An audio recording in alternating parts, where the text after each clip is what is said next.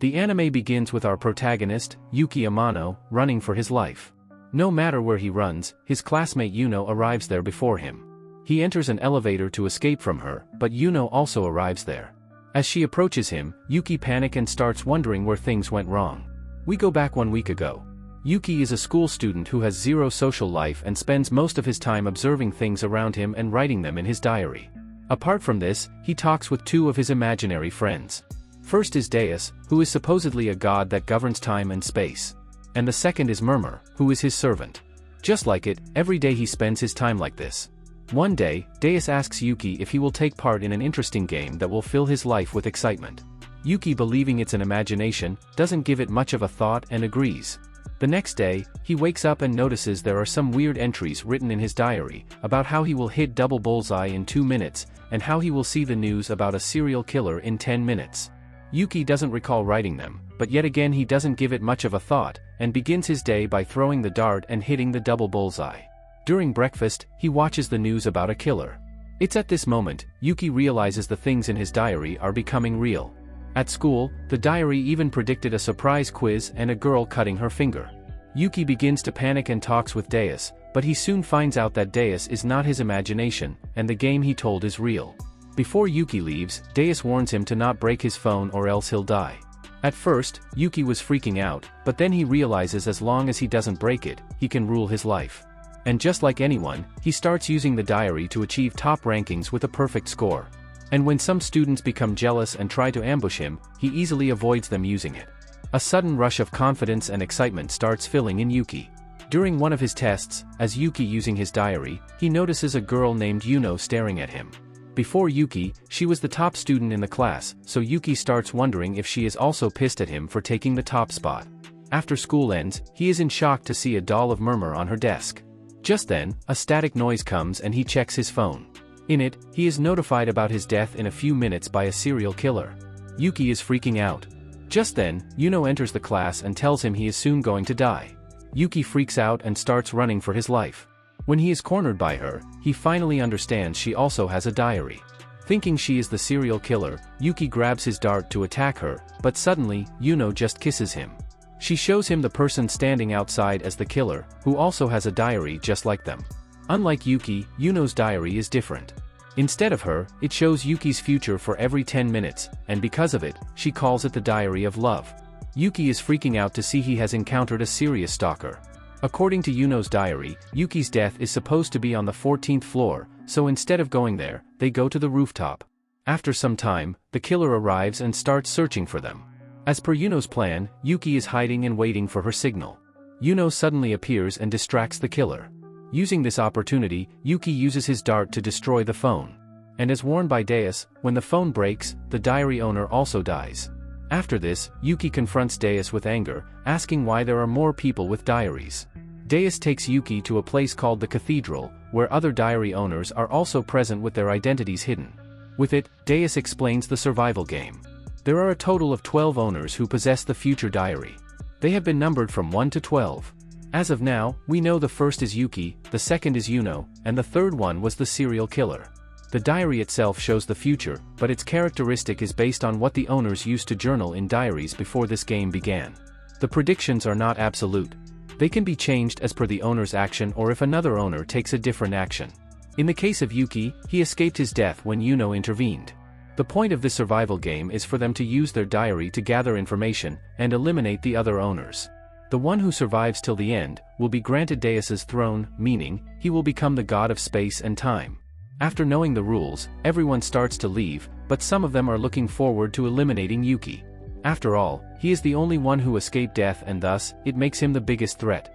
But Yuno assures him that she'll protect him no matter who she has to get rid of. The next day at school, Yuki is worried to realize he can have an encounter with any owner at any time. After everyone leaves for the PE class, a girl named Mirai approaches Yuki. She reveals that the serial killer was actually his homeroom teacher, and that's why he is absent today. Yuki is confused as to who she is and why is she saying this. Just then, a static noise comes and Yuki's death is in 3 hours. Yuno comes to protect him, but Mirai dodges and before jumping off, she only says one word, die. Suddenly throughout the floor, bombs start to explode. Fortunately, both Yuki and Yuno are safe. Yuno assures Yuki that he doesn't have to worry about anything because she will kill that woman. Yuki is scared and wonders how a person can talk about killing so easily, but as things go, he doesn't have any option but to use Yuno to escape his death. With the help of their diary, Yuno is easily able to analyze when and where the bomb is going to explode. Outside, Mirai is threatening everyone to stay in their class or she will press the button that will trigger all the bombs. Back in the school, Yuno is worried and wondering about two things. First, why Mirai didn't kill Yuki when she had the chance. And second, why Yuki's death is still fixed at 2:04 p.m. despite they are avoiding the explosions. Outside, the police have arrived and are ready to take down Mirai. But strangely, the police chief, K, issues an order to not kill her. He is also a diary holder, and using it, he knows the moment Mirai's heart stops, all the bombs will automatically detonate. Back in the school, Yuno and Yuki reunite with their classmates. But strangely, both of them are caught by them. A few minutes ago, Mirai made a deal with the school that if they captured Yuki and handed him to her, she would disable all the bombs. And that's why Yuki is being taken to her. His phone is taken away from him and kept at a distance. Throughout the ground, there are landmines. With almost everything being done, Mirai threatens everyone to stay in their class or the bomb will trigger and explode. She promises to disable them when she is done with Yuki. Inside the class, Yuno is in a panic.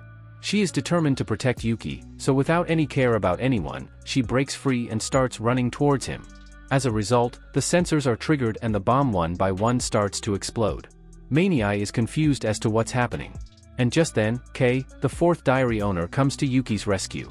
His future diary tells him about all the crimes about to happen in the future. He doesn't care about being a god, he just wants to eliminate all the crimes happening in front of his eyes. Just then, Yuno comes breaking through the window. While Mirai is down, with the help of Yuno, Yuki avoids the landmines and takes back his phone. As Mirai is about to trigger the landmines, Yuki comes charging at her holding his dart, but he misses the phone and ends up stabbing in her left eye. With her being cornered, she uses the smoke screen and escapes. Afterwards, Kei with Yuki and Yuno makes an alliance. In order to stop this stupid game, Kei needs their diary's help to capture the rest of the diary owners. As of now, 5 diary owners' identities have been disclosed. The first and second are Yuki and Yuno. The third was the serial killer. The fourth is Kei himself. And the ninth is Mirai. As of now, the school is temporarily closed for a while, so Kei wants both Yuki and Yuno to spend time in the amusement park and act as bait to lure Mirai. So the following day, as per the plan, both of them arrive at the amusement park. On one side, Yuki is being cautious, but on the other side, Yuno is enjoying it as a date and hoping to get close to Yuki. As they start to spend time together, Yuki starts to realize that the girl he thought was a crazy stalker is just a cute girl who loves him very much. After enjoying most of the things, for the last event, Yuno wants to go to the planetarium, but Yuki refuses and instead, they go to the Ferris wheel. There, Yuno asks him the reason he refused to go to the planetarium when he loves stars so much. Yuki with a scared look asks how did she know it. Yuki has forgotten his first interaction with Yuno, so she recalls the day they had to write about their dream. Both of them had a hard time thinking about it, so they had to stay late in the school. Yuno went up to him and noticed that Yuki wanted to see stars with his parents, but he was unsure about it as his parents recently divorced. So Yuno asked him if he would want to watch the stars with her, but Yuki refused because he only wanted to go with his family. So as a solution, Yuno promised to be his wife, so then, they would see the stars as a family. Hearing this, Yuki wonders how a girl can become so obsessed with such a simple promise. He asks if she is hiding something, but Yuno doesn't answer. She kisses him and says, it's a secret. Afterwards, both of them head home. Upon arriving at Yuno's home, while blushing, she requests him to stay with her for the night. Yuki agrees because Kei also told him to stay together until Mirai is caught. In the house, there is no other person other than Yuki and Yuno and strangely, the electricity has been cut off. While Yuno is in the kitchen, Yuki uses his diary to search for the toilet. On the way, he comes across a door, about which there's no entry in the diary. Meaning, if Yuki opens it, the future will change. The moment he opens it, every diary owner's future changes and Deus's cathedral starts to fall apart. Inside the room lie 3 dead bodies. Yuno suddenly appears with a scary look, saying he shouldn't have opened it. Yuki panics and starts running. He arrives home, but soon after, Yuno also arrives. She starts heavily knocking on the door, requesting him to open it. Yuki tries calling Kei about it, but before that, he receives a message from Yuno about whom is he trying to call. It's at this point that Yuki realizes he just can't escape this freak. After a few minutes, he ends up falling asleep. On the other side, Mirai is trying her best to escape from the cops. Using her diary, she knows which route is best. However, the cops are all over the place. Just then, a person approaches her. Mirai looks at her diary, and sees he is the only way for her escape. So she follows him and ends up in a cabin. The mysterious man has covered his face. He provides Mirai with some painkillers. Mirai doesn't sense any threat from him, so she decides to take some rest. However, soon her body starts to go numb, but still, her diary doesn't show any threat. Soon the phone turns into a wooden block, and the mysterious man reveals himself as the 11th diary owner. The scene shifts to the next morning. Kei has come to Yuki's house to pick him up. Yuki, remembering yesterday's incident, tries to tell him, but Yuno comes out of the car and stops him by saying she would get embarrassed if he tells anyone what they did last night. As Yo intended, Kei misinterprets that both of them made love. Without any more delay, they get in the car and Kei reveals that Mirai has been caught by a religious group called Omekada. After arriving, they meet with a worker named Oren who guides them to the priestess, Tsubaki. Strangely, she is inside a wooden cage and is revealed to be the 6th diary owner.